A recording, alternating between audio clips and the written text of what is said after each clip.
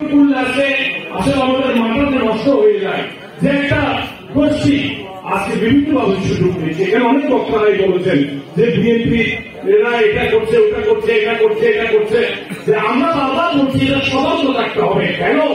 যে আমরা 16-17 বছর আন্দোলন করে একটা অধ্যায় পার করিয়েছে, আর একটা অধ্যায়ে প্রবেশ করছি, সেখানে আরো কঠিন।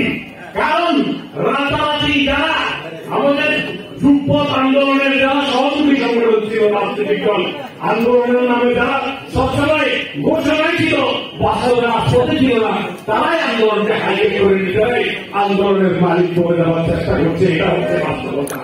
এবং এই সুবিধাবাদীরা স্বাধীনতা যুদ্ধের সময় যে ভূমিকা পালন করেছিল, ঠিক একই ভূমিকা আছে দালালের ভূমিকা এই জায়গায়। নির্বাচনকে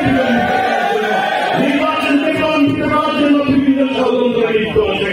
যে ঘটনা করেছে, যে মৃত্যুটা হয়েছে, এটা অত্যন্ত মর্মান্তিক, দুঃখজনক। এটা বিএনপি কখনো মেনে নিতে পারে না। বিএনপির মন মানসিকতা এটা করতে পারে না। আমি মনে করি এটা বিএনপি কখনো সাপোর্ট করে না, আমরা করবো না এটা। কিন্তু একটা জিনিস মনে রাখবেন, একটা জিনিস সবসময় মনে রাখবেন, বিএনপির যুদ্ধেই এখনো শেষ হয়ে যায় নাই।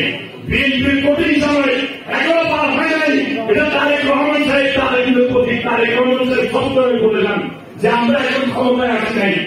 বাংলাদেশের ইতিহাসে যত নির্বাচন হয়েছে, সবচেয়ে কঠিন নির্বাচন হবে আগামী নির্বাচন। সেই নির্বাচনের জন্য জনগণের ভালোবাসা অর্জন করতে হবে, আস্থা অর্জন করতে হবে। সেই জন্য দরকার ত্যাগী নেতাদের।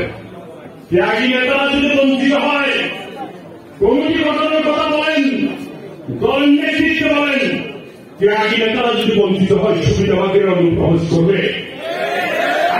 অনুপ্রবেশ করবে, তারা এই ধরনের অপকর্ম করে দলেরকে বদনামি করে আসছে। তারা আমাদের বিরুদ্ধে তারা কথা বলার সাহস করছে, বেগম খালেদা জিয়ার বিরুদ্ধে তারা কথা বলার সাহস কেন আছে? এই যে ত্যাগী নেতাদেরকে মূল্যায়ন করতে হবে। ত্যাগী নেতারাই দলের কঠিন সময়ে দায়িত্ব নিবে। আমরা জানি কারা ত্যাগী ছিল, কারা আমাদের সাথে 10 জন যখন ছিল, 10 জনের মধ্যে যারা মিছিল নিয়েছিল তাদেরকে আমরা চিনি।